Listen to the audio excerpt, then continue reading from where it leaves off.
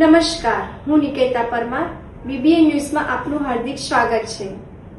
ચાલો કરીએ એક નજર આજના મુખ્ય સમાચાર પર.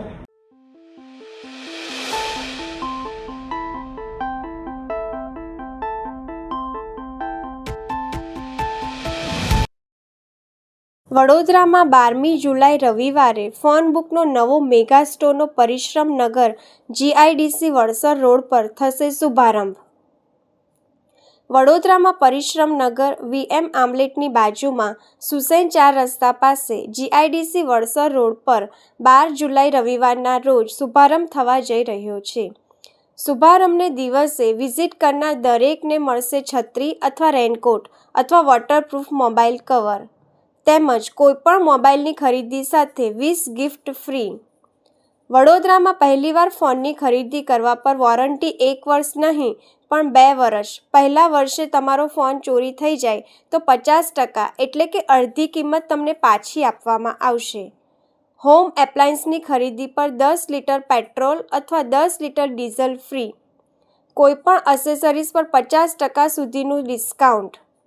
આ વિશે વધુ માહિતી આપતા સ્ટોરના માલિકે જણાવ્યું હતું કે વડોદરામાં પહેલી વખત મોબાઈલ સ્ટોરમાં ઓપનિંગમાં આવી ઓફરો આપવામાં આવી છે અને આ ઓફર માત્ર ઓપનિંગ વખતે જ નહીં પણ દર મહિને આ સ્ટોરમાંથી ખરીદી કરનારને આવી અકલ્પનીય ઓફરો આપવામાં આવશે જે અમને કોઈ દિવસ વિચારી પણ નહીં હોય. સાથે સાથે સારી સર્વિસ અને સારી કિંમતે મોબાઈલ, હોમ એપ્લાયન્સીસ, એસેસરીઝ મળશે.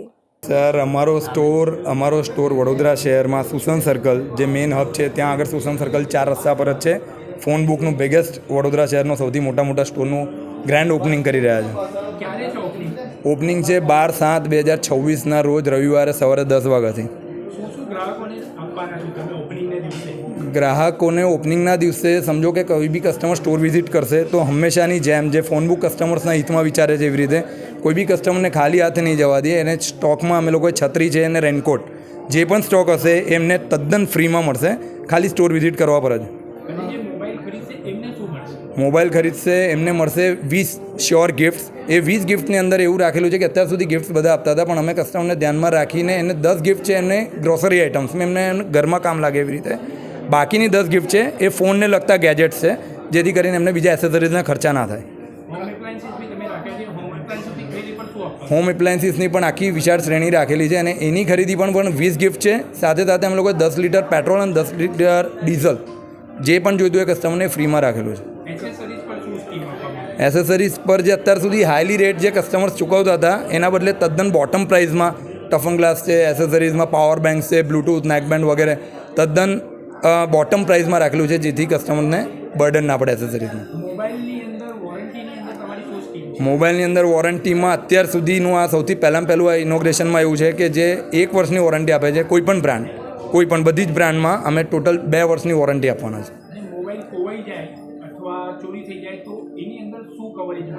મોબાઈલ તૂટે ફૂટે કરે છે મીન્સ સમજો તમે તો એના પણ અમે લોકો ઇન્સ્યોરન્સ કવર કરેલા છે જેની કોઈ કોસ્ટ કસ્ટમરને ચૂકવવાની આવશે નહીં. એમાં 50% રિટર્ન છે કસ્ટમરને પહેલાં ફર્સ્ટ યરમાં.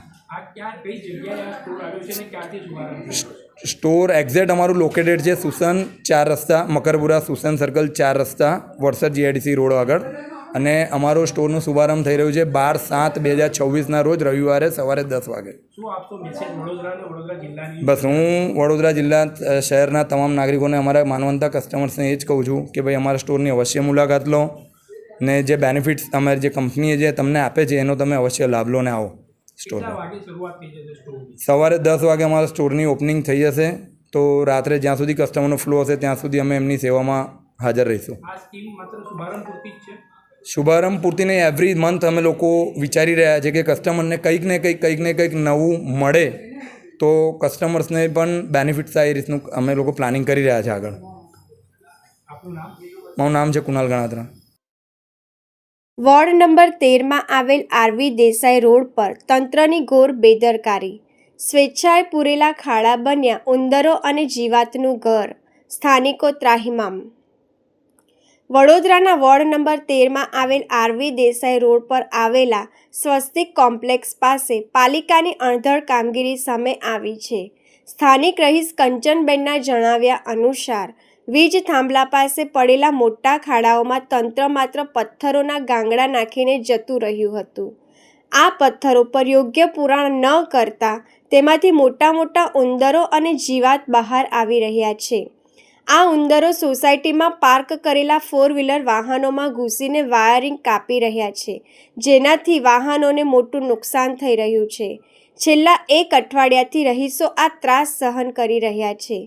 સ્થાનિકોની માંગ છે કે વડોદરા મ્યુનિસિપલ કોર્પોરેશન આ બાબતે તાત્કાલિક યોગ્ય કામગીરી કરે તેવી માંગ કરવામાં આવી હતી અને તંત્ર માત્ર પ્રી મોન્સૂનની કામગીરી કાગળ પર જ કરતી હોય તેવું લાગી રહ્યું છે. સાથે કેટલાક વિસ્તારમાં માત્ર તંત્રએ વેટ ઉતારી હોય તેવું લાગી રહ્યું છે. આ આરવી દેસાઈ રોડ ગંગોત્રી અપાર્ટમેન્ટની પાછળ આવેલો વિસ્તાર છે. છેલ્લા 1 અઠવાડિયાથી ડ્રેનેજ ઉભરાઈ રહી છે. જ્યારે સ્થાનિકોએ રજૂઆતો કરીને થાકી ગયા છે. બાજુમાં કાઉન્સિલર આવેલા છે, તો કાઉન્સિલરના ઘરની સામે જ ડ્રેનેજો જો ઉભરાતી હોય તો એનાથી વિશેષ શું વાત છે. ટૂંક સમય પહેલાં જ્યારે કાઉન્સિલરો એવું કહેતા હોય કે અમે લોકો સવારે 6:30થી લઈ અને રાતે 2 વાગ્યા સુધી પબ્લિકની વચ્ચે રહીએ છીએ, પબ્લિકના કામ થાય છે, તો અત્યારે મેં એમને પૂછવા માગું છું, તમારા ઘરની બહાર જ ડ્રેનેજ છેલ્લા અઠવાડિયાથી ઉભરાય છે, તો તમે તમારા ઘરની બહાર જો કામ નથી કરી શકતા તો વોર્ડ નંબર 13ની અંદર કેવી રીતે કામ કરશો? તમે તમારા ઘરમાંથી ખાલી તમારો દરવાજો ખોલો ને તો પણ તમને નજર પડે કે આ જગ્યાએ ડ્રેનેજ ઉભરાઈ રહી છે અને રોડની ઉપર પાણી ગતું રહ્યું છે. એક તરફ જે ચેમ્બરો છે એ ચેમ્બરો બેસી ગયા છે, બીજી તરફ જે કહેવામાં આવે લોકોનું કહેવું એવું છે કે ઉંદરોએ કોરે ખોદી અને દરો બનાવી દીધેલા છે. તો ખરેખર આ જગ્યાએ પેજ વર્ક કરવો જોઈએ, કારણ કે અહીંયા આગળ પાણી ભરાય છે. ઉંમરલાયક વ્યક્તિ જો અહીંથી પસાર થશે અને જો અંદર ગરકાવ થશે તો જવાબદાર વડોદરા મહાનગરપાલિકા લેશે કે આજુબાજુના કાઉન્સિલરો રહેશે? જો તાત્કાલિક ધોરણે અત્યારે વરસાદ નથી પડતો તો મારી એક જ માંગ છે, તાત્કાલિક આ લોકોના કામ થાય. જો 2 દિવસની અંદર કામ નહીં થાય તો આવનાર સમયમાં 100% હું વિરોધ દર્શાવીશ. આ અઠવાડિયાથી અમે આ ત્રાસ સહન કરીએ છીએ. બધાને કહીએ છીએ હા આવું છું કરીને આવતા નથી અને આને લીધે જીવાત પણ વધી ગઈ છે. ત્યાં થાંભલા પાસે મોટા ખાડા થઈ ગયા છે, એ પણ ખાઈને અહીંયા એને ગાંગડા નાખી ગયા. ઉપર કશું નાખતા હતી એને ઉપર એના ગાંગડામાંથી ઉપર ઉંદેરડા મોટા આવે છે, ગાડીઓની અંદર ભરાઈ જાય છે, 4-વ્હીલરને પણ નુકસાન કર્યું છે. કઈ જગ્યાએ છે આ આરવી દેસાઈ રોડ ગંગોત્રીની પાછળ સ્વસ્તિક કોમ્પ્લેક્સમાં છે. તમે આને કોને રજૂઆત કરી હતી? અમે તો ખાલી અહીંયા વાળવા આવે છે એ લોકોને કહીએ છીએ કે ભાઈ આ તો એ કહે છે કે તમે કોર્પોરેશનમાં જઈને કહી આવો. શું નામ તમારું? કંચનબેન દેવતા. હાઈ છે 8 દિવસ થયો, પણ બધાના રજૂઆત કરી પણ કોર્પોરેશનવાળા કંઈ આવતો નથી. એક વખત આવીને ગયા, પાછા આવ્યા જ નથી. અને અમે કોર્પોરેટરનું કાલે કીધું પણ એને આવીને જોયા પણ એ કહે છે મારું કામ નથી. કયા કોર્પોરેટરને રજૂઆત કરેલી ને કઈ જગ્યાએ છે આ નવાપુરા ઠાકોરભાઈ. ઓકે. અને આ કઈ જગ્યાએ ગટર ઉભરાયું છે? નવાપુરા ના આરવી દેસાઈ રોડ ગંગોત્રીના પાછળ સ્વસ્તિક કોમ્પ્લેક્સ. શું નામ તમારું? મારું નામ શોભનાબેન. માંજલપુર વિધાનસભા બેઠકના ભાજપના વરિષ્ઠ ધારાસભ્ય, પૂર્વ મંત્રી અને વડોદરાના કદાવર નેતા યોગેશભાઈ પટેલનું અવસાન થતાં આ બેઠક ખાલી પડી હતી. યોગેશભાઈ પટેલે આ વિસ્તારમાં સળંગ 8 વખત જીત મેળવીને ભાજપને ગઢ મજબૂત કર્યો હતો. તેમના નિધનથી ખાલી પડેલી આ રાજકીય વિરાસતને આગળ ધપાવવા માટે હવે ચૂંટણી પંચ દ્વારા પેટા ચૂંટણીની જાહેરાત કરવામાં આવી છે અને ભાજપે સતીશ પટેલ પર ભરોસો મૂક્યો છે. વડોદરાની ખાલી પડેલી માંજલપુર વિધાનસભા બેઠકની પેટા ચૂંટણી માટે ભારતીય જનતા પાર્ટી દ્વારા પોતાના સત્તાવાર ઉમેદવારના નામની જાહેરાત કરી દેવામાં આવી છે. પક્ષ દ્વારા આ મહત્વની બેઠક પર વડોદરાના વરિષ્ઠ રાજકીય અગ્રણી અને સહકારી ક્ષેત્રના જાણીતા ચહેરો એવા સતીશ ગોવિંદભાઈ પટેલ પર પસંદગીનો કળશ ઢોળવામાં આવ્યો છે. વડોદરાના છાણી વિસ્તારના મૂળ વતની સતીશ ગોવિંદભાઈ પટેલ શહેર અને જિલ્લા બંનેના રાજકારણમાં દાયકાઓ લાંબો અને બહોળો અનુભવ ધરાવે છે. તેઓ અગાઉ જિલ્લા ભાજપ પ્રમુખ તરીકે સંગઠનની જવાબદારી સફળતાપૂર્વક નિભાવી ચૂક્યા છે. આ ઉપરાંત વડોદરા મહાનગરપાલિકામાં પૂર્વ કોર્પોરેટર રહી ચૂકેલા સતીશ પટેલ કોર્પોરેશનની સૌથી મહત્ત્વની ગણાતી સ્થાયી સમિતિના અધ્યક્ષ તરીકે પણ શાનદાર સેવાઓ આપી ચૂક્યા છે. ભાજપના સંગઠનમાં તેમની પકડ ખૂબ જ મજબૂત માનવામાં આવે છે. વડોદરા શહેરમાં દબાણ હટાવવાની કાર્યવાહી અંગે ઉઠ્યા પ્રશ્નો. વડોદરા શહેરમાં દબાણ હટાવવાની કામગીરીને લઈને કેટલાક લારીધારકો દ્વારા આક્ષેપ કરવામાં આવી રહ્યા છે કે વડી કચેરીની આસપાસ ઊભા રહેતા કેટલાક લારીધારકો પાસેથી કથિત રીતે હપ્તા લેવામાં આવે છે. તેમનો દાવો છે કે જે લોકો નિયમિત હપ્તો આપે છે તેમની લારીઓ સામે કાર્યવાહી થતી નથી, જ્યારે હપ્તો ન આપતા લારીધારકોની લારીઓ દબાણ શાખા દ્વારા જપ્ત કરવામાં આવે છે. આ આક્ષેપોની સ્વતંત્ર પુષ્ટિ થઈ નથી. જો આવા આક્ષેપોમાં કોઈ સત્ય હોય તો સંબંધિત સત્તાધિકારીઓને નિષ્પક્ષ તપાસ કરીને જવાબદાર લોકો સામે કડક કાર્યવાહી કરવી જોઈએ. દબાણ હટાવવાની કામગીરી દરેક માટે એક સરખા નિયમો મુજબ અને કોઈપણ પ્રકારના ભેદભાવ કે ભ્રષ્ટાચાર વિના થવી જોઈએ. વડોદરા મહાનગરપાલિકા દ્વારા શહેરમાં સમયાંતરે દબાણ હટાવવાની ઝુંબેશ ચલાવવામાં આવે છે, જેનો હેતુ જાહેર માર્ગો અને ફૂટપાથ ખુલ્લા રાખવાનો છે. एक लारी यहाँ पुणे में पड़ी है और वो लेना है, ये पीछे गली के अंदर 50 लारी खड़ी है, उनको नहीं नड़ती. वो भरण चालू होएगा ये लोग का, कॉर्पोरेशन वाले का सद्दाम का भरण चालू है पीछे गली में. कौन भरण चाले? सद्दाम भाई. कौन છે સદ્દામ ભાઈ? ये आमना छे कोई. खाली एक लारी दिखाई दे लोगों ने बाजू अंदर उभेली है. મારામારી અને રાયોટિંગના ગુનેગારો સામે પાસા હેઠળ કડક કાર્યવાહી. 3 ઈસમો અલગ અલગ જેલમાં ધકેલાયા. વડોદરા શહેરમાં કાયદો વ્યવસ્થા અને શાંતિ જાળવવા તેમજ ધાર્મિક પ્રસંગોએ કોઈ અનિચ્છનીય બનાવ ન બને તે માટે પોલીસ કમિશનર નરસિમ્હા કોમારની સૂચનાથી ફતેગંજ પોલીસે મોટી કાર્યવાહી કરી છે.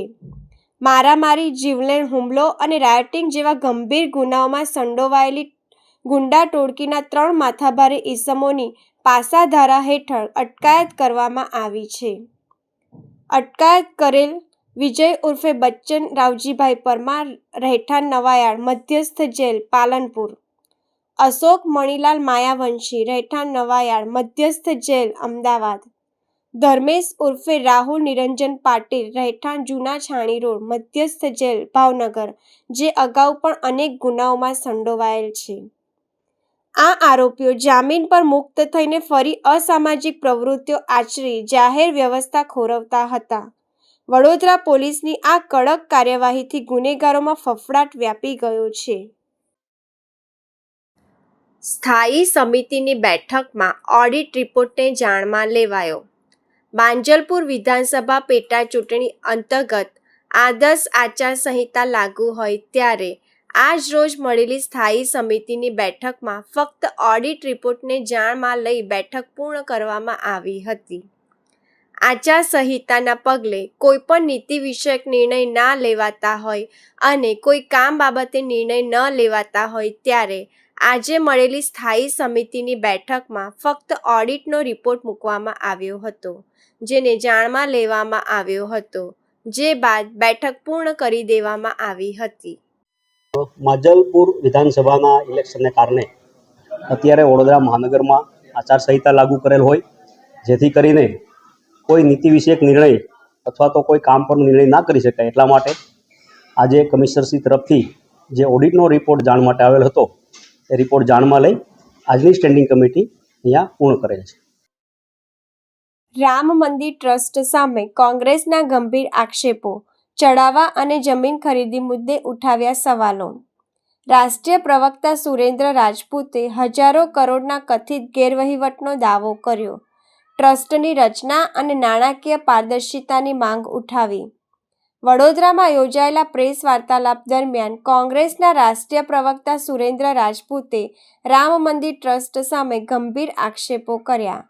આ પ્રસંગે શહેર કોંગ્રેસ પ્રમુખ ઋત્વિક જોશી સહિત શહેર અને પ્રદેશના આગેવાનો ઉપસ્થિત રહ્યા હતા.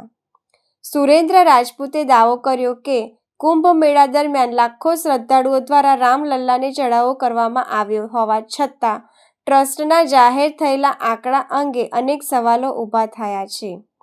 તેમણે પોતાના અંદાજના આધારે જણાવ્યું છે કે જો દરેક શ્રદ્ધાળુએ સરેરાશ 200 રૂપિયાનો ચઢાવો કર્યો હોય તો કુલ રકમ આશરે 3,200 કરોડ થાય છે, જ્યારે ટ્રસ્ટના જણાવ્યા મુજબ બેંકમાં માત્ર 84 કરોડ જમા થયા હોવાનું કહેવામાં આવ્યું છે. આ આધારે તેમણે બાકીની રકમ અંગે સવાલો ઉઠાવ્યા છે. કોંગ્રેસના નેતાએ ટ્રસ્ટની રચના અંગે પણ ટીકા કરતા કહ્યું કે તેમાં એક જ વિચારધારાના લોકોનો પ્રભાવ છે. તેમણે ટ્રસ્ટમાં શંકરાચાર્યો, રામાનુજાચાર્યો, વિવિધ અખાડાઓ, સંતો અને અન્ય ધાર્મિક પ્રતિનિધિઓને સ્થાન આપવાની માંગ કરી. જમીન ખરીદીના મુદ્દે પણ તેમણે આક્ષેપ કર્યા કે મંદિરથી દૂર ટ્રસ્ટના નાણાંથી ખરીદાયેલી જમીન માટે બજાર ભાવ કરતાં વધુ કિંમત ચૂકવવામાં આવી હોવાનું તેઓ માને છે. તેમણે આ સમગ્ર મામલે પારદર્શિતા અને તપાસની માંગ કરી છે. आदरणीय साथियों, हमारे अध्यक्ष जी ऋत्विज जी जोशी साहब, नरेंद्र भाई रावल जी और निशांत भाई रावल साहब और यहाँ पर सारे हमारे तमाम जो सम्मानित साथी हैं, एक बड़े महत्वपूर्ण विषय पर मैं आया हूँ आपके पास और बड़े ही शॉर्ट समय में आया हूँ. हम सब लोग जितने हिंदुस्तानी हैं सब किसी न किसी रूप में राम के वंशज हैं. भगवान राम पर सबकी आस्था है. भगवान राम के नाम से ही हम लोग जीते हैं और भगवान राम का नाम लेते लेते ही हमारी अंतिम क्रिया भी हो जाती है. हम सभी लोग कहते हैं कि आ राम की शरण में तू राम राम कर और बाकी करेंगे राम जी तू राम राम कर. अब इसी भगवान राम के मंदिर को लेकर के भारतीय जनता पार्टी ने क्या क्या किया, भारतीय जनता पार्टी ने कहां से कहां पहुंची, 2 सीटों से लेकर 303 सीट तक भारतीय जनता पार्टी भगवान राम के नाम पर राजनीतिक इस्तेमाल करके आई. और अब पहले जो आरोप लग रहे थे वो तो छोड़िए, उस पर तो अभी हम चर्चा करेंगे बिंदुवार. वो कह रहे कि ट्रस्ट का मैटर है, मामला है, तो फिर कांग्रेस क्यों राजकीय अड्डा बना रही है? क्यों ट्रस्ट का मैटर है? क्या ट्रस्ट देश के संविधान से नहीं चलता? क्या ट्रस्ट देश से ऊपर हो गया है? क्या ट्रस्ट जो है हिंदुस्तान का नहीं है? और क्या हमारे राम भक्त हिंदुस्तान के नहीं, हिंदुस्तानी नहीं? और हम सब लोग संविधान मानने वाले नहीं? एक तो चोरी कर रहे हैं, ऊपर से सीना जोरी कर रहे हैं. ऐसे बेशर्म हैं, इतने लंपट हैं कि मतलब चोरी भी कर रहे हैं और कह रहे हैं कि हम तो हिसाब भी नहीं देंगे. हिसाब तो उनके बाप भी देंगे. वालों को भगवान कहलाओ, क्योंकि ये जानते हैं कि भगवान तो हमारे उसमें है. भगवान के नाम पर इन्होंने चंदा लिया, भगवान के नाम पर इन्होंने राजनीतिक रोटी सेकी, वोट लिया, 2 सांसदों से 303 सांसदों पर पहुंचे. अब भगवान राम के ही नाम पर जो भगवान राम इनको लाए थे, अब भगवान राम ही इनको ले जाएंगे. बहुत साफ सी बात है. तो अब चंदे का और चढ़ावे का, इसका पूरा का पूरा हमें हिसाब चाहिए. तो ये छोटी छोटी सी बातें थी जो मैं आपके सामने रखने दिल्ली से आया था. જંબુસર પોલીસ સ્ટેશનનું વાર્ષિક ઇન્સ્પેક્શન્સ. એસપી અક્ષયરાજ મકવાણાએ આપ્યું માર્ગદર્શન. ભરૂચ જિલ્લા પોલીસ એસપી અક્ષયરાજ મકવાણાએ જંબુસર પોલીસ સ્ટેશનની વાર્ષિક ઇન્સ્પેક્શન મુલાકાત લીધી હતી. અહીં આગમન પર પોલીસ સ્ટાફ દ્વારા તેમનું ઉષ્માભર્યું સ્વાગત કરી ગાર્ડ ઓફ ઓનર અર્પણ કરાયો હતો. ઇન્સ્પેક્શન્સ દરમિયાન એસપીએ પોલીસ સ્ટેશનના વિવિધ રજિસ્ટરો, ગુનાઓની તપાસ, પેન્ડિંગ કેસો, મુદ્દામાલની જાળવણી, સત્રાગાર, લોકઅપ અને કચેરીની સ્વચ્છતા સહિતની વહીવટી બાબતોનું ઝીણવટભર્યું નિરીક્ષણ કર્યું હતું. ત્યારબાદ યોજાયેલી બેઠકમાં તેમણે કાયદો અને વ્યવસ્થાની સ્થિતિ વધુ અસરકારક બનાવવા ચર્ચા કરી હતી. એસપીએ પ્રજાલક્ષી પોલીસિંગને પ્રાધાન્ય આપવા, ફરિયાદીઓ સાથે સૌજન્યપૂર્ણ વર્તન રાખવા, ગુનાઓનો ઝડપી ભેદ ઉકેલવા અને જનતાનો વિશ્વાસ મજબૂત કરવા સ્ટાફને જરૂરી માર્ગદર્શન આપ્યું હતું. આ પ્રસંગે જંબુસર પોલીસ સ્ટેશનનો તમામ સ્ટાફ ઉપસ્થિત રહ્યો હતો. આજરોજ જંબુસર પોલીસ સ્ટેશનના વાર્ષિક ઇન્સ્પેક્શન બાબતે આજરોજ અહીંયા આવવાનું થયું છે. જે બાબતે આજે તમામ કર્મચારીઓની સાથે એક મુલાકાત હોય છે, જેમાં તેઓને મળીને તેઓના કોઈ પણ પ્રશ્ન હોય તો તેના સમાધાન અહીંયા જ થઈ જાય તે બાબતની મિટિંગ હોય છે.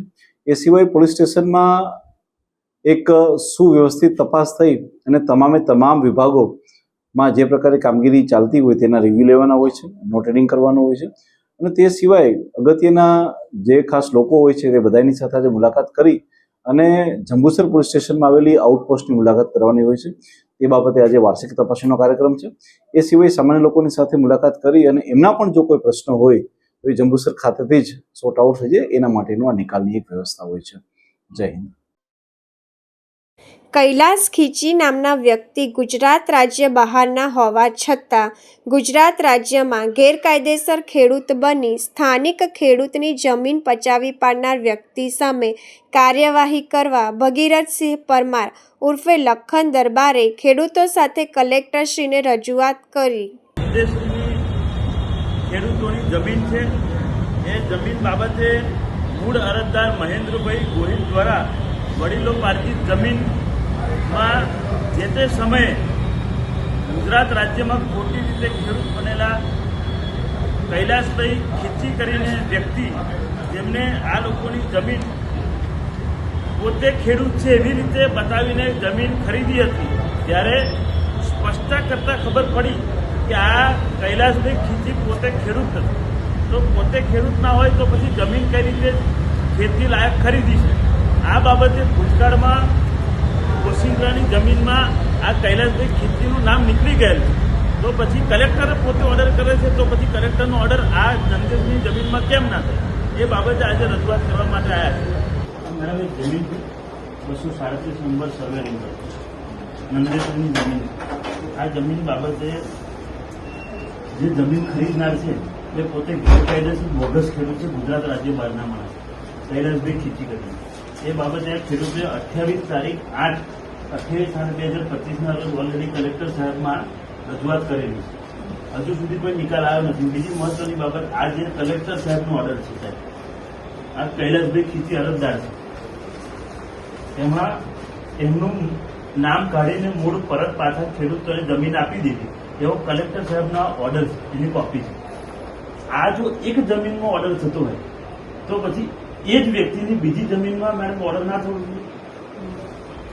એક જમીનમાંથી એને ગેરકાયદેસર છૂટો કરી દીધો કે ભાઈ ખેડૂત ગેરકાયદેસર બન્યો છે વિલથી, અને એનું નામ જે તે જમીનમાંથી નીકળી ગયું. તો આ જ ઓર્ડરના અનુસંધાને આપણે નંદેશ્રીમાં 237 નંબરની જમીનમાં આપણે આ ઓર્ડરના આધારે એનું નામ કાઢીને પરત પાછા ખેડૂતોનું, નહીં તો સી સરકાર જમીનથી જાય, જેમથી એક રસ્તો તો થઈ શકે. પરંતુ કલેક્ટર કચેરીનું તંત્ર, જે કૃષિ પંચ કે જે બી તમારું અંકરણ તંત્ર છે, એ કશું જ કામ કરતું નથી. 2025ની અરજી છે, આજે 2026 છે. આવી પરિસ્થિતિમાં ખેડૂતો બિચારા થાકી ગયા. એટલે મેડમ જોડાવ આ અરજી કરેલી છે ખેડૂતોએ, આ મેં અરજી એમના બિહાફમાં કરી છે, અને આ કલેક્ટર સાહેબનો ઓર્ડર છે. આ 3ના આધારે સીધું મેડમ જોવા જઈએ ને તો 3ના આધારે 1000% આ લોકોને જમીન પાછી મળી જાય.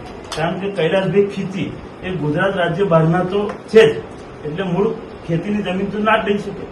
એટલે એની કડક કાર્યવાહી મેડમ થાય કલેક્ટર સાહેબ તો નથી, પણ આપ કલેક્ટર ધ્યાનમાં મુદ્દે બહુ ગરીબ ખેડૂતો છે દીકરા. એમને હજુ પૈસા બી નહીં આપ્યા, પૈસા બી પૂરા નહીં આપ્યા, અને અત્યારે કબજો લેવા આવે છે ગેરકાયદેસર.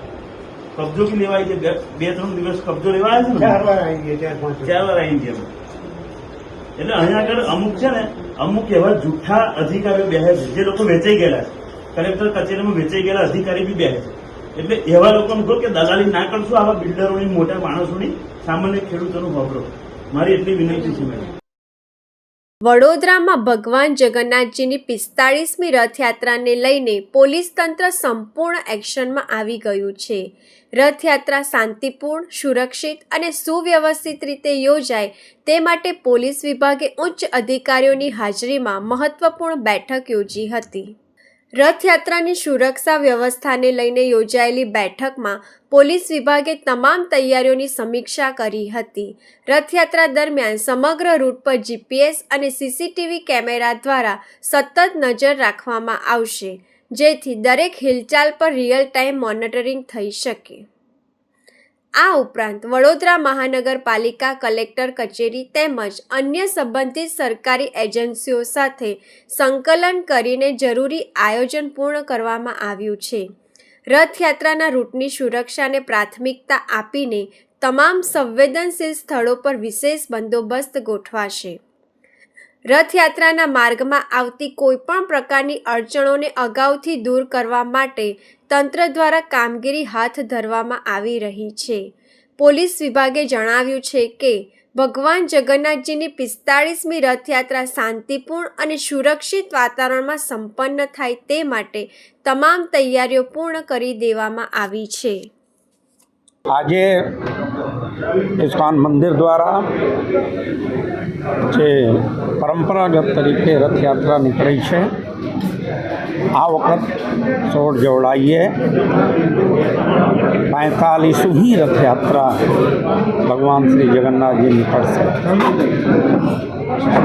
રથયાત્રા સંદર્ભમાં, રથયાત્રાના બાબતમાં અમારા શહેરના पुलिस कमिश्नर साहब, कोमर साहब,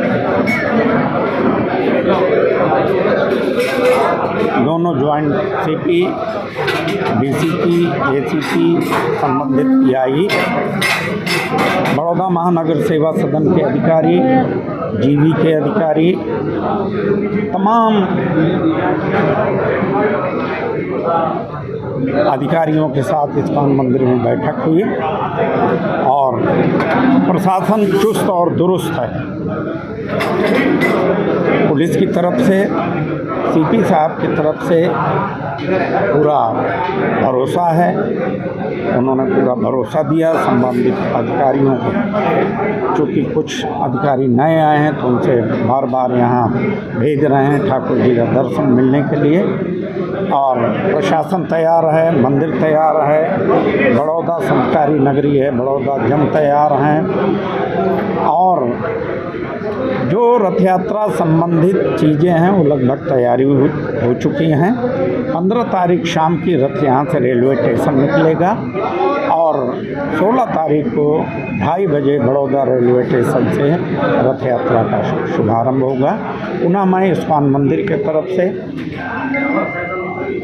ये आपके माध्यम से, आप सब चैनल के माध्यम से सभी बड़ौदा वासियों से निवेदन करते हैं कि आप सब आएँ, भगवान श्री जगन्नाथ जी के दर्शन करें, रथ खींचें और रथ यात्रा के उपरांत मंदिर में 5:30 बजे से लेकर के सार्वजनिक सबके लिए जगन्नाथ जी का प्रसाद है. पुनः इन्हीं शब्दों के साथ मैं विराम. हरे कृष्ण. 16 जुलाई 2026 રોજ 45th શ્રી જગન્નાથ રથયાત્રાનું આયોજન કરવામાં આવનાર છે. આના પરિપ્રેક્ષમાં આજે ઇસ્કોન મંદિરના હોદ્દેદારો, જનપ્રતિનિધિઓ, પોલીસ અધિકારીઓ અને રથયાત્રા સાથે જોડાયેલા જુદા જુદા વિભાગના પ્રતિનિધિ અધિકારીઓ પણ ઉપસ્થિત રહ્યા છે. આ બેઠકમાં રથયાત્રા અનુસંધાને કરવાના થતી એડવાન્સ પ્રિપરેશન્સ, સુરક્ષા વ્યવસ્થાઓ અને અન્ય વ્યવસ્થાઓ અંગે વિગતવારની ચર્ચા કરી છે. પોલીસ વિભાગ તરફથી દર વર્ષની જેમ આ વર્ષે પણ વિગતવારનું સુરક્ષા વ્યવસ્થા ગોઠવવામાં આવશે. ઓલરેડી આ અંગે ઇન્ટર ડિપાર્ટમેન્ટલ કોઓર્ડિનેશન બેઠકનું આયોજન થઈ ચૂક્યા છે અને સાથે સાથે આપણા એન્ટાયર માર્ગનું નિરીક્ષણ, સુરક્ષા પરિપ્રેક્ષમાંના સ્કેનિંગ, કેટલાક ઇન્ટરવેન્શન્સ, સાથે સાથે અસામાજિક તત્વો અને ડિસરપ્ટિવ એલિમેન્ટ્સ ઉપર આપણા નજર, સમગ્ર રૂટમાં પોલીસની હાજરી અને ડોમિનેશન અંગેની કાર્યવાહી શરૂ થઈ ગયું છે. આવતા દિવસોમાં આ પ્રકારના સુરક્ષા વ્યવસ્થા સંબંધિત એક્ટિવિટીઝને વધુ પ્રોએક્ટિવલી હાથ ધરવામાં આવશે અને સાથે સાથે મંદિર તરફથી, અન્ય વિભાગો તરફથી જે કરવાની થતી તૈયારીઓ પણ સંકલનમાં, સિનર્જીમાં રહીને વ્યવસ્થા ગોઠવવામાં આવશે. આજના બેઠકમાં જેના પ્રતિનિધિઓ, પક્ષના હોદ્દેદારો અને અન્ય તમામ સંકલિત વિભાગો તરફથી નિર્ણય કરવામાં આવ્યું છે કે 16 તારીખે યોજનારા રથયાત્રા શહેરજનોને આસાનીથી દર્શન ભાગ્ય મળે અને એક શાંતિપૂર્ણ માહોલમાં સંપન્ન થાય તે દિશામાં પ્રયાસ કરવા અંગે નિર્ણય લેવામાં આવેલ છે. ખાસ કરીને રથયાત્રા નીકળવાની આજે આપણે રથયાત્રાથી થોડા દૂર છીએ. હું ફરીથી તમને જ્યારે રથયાત્રાના તારીખ નજીક આવે ત્યારે પોલીસ વિભાગ તરફથી કરવામાં આવતી તમામ સુરક્ષા વ્યવસ્થા અંગેની વિગતવારનું જાણકારી તમને આપીશ. આ હતા આજના સમાચાર. આવતીકાલે ફરી મળીશું આ જ સમયે આ જ ચેનલ પર. ત્યાં સુધી BBN ન્યૂઝની તમામ ટીમને રજા આપો. શુભ રાત્રિ.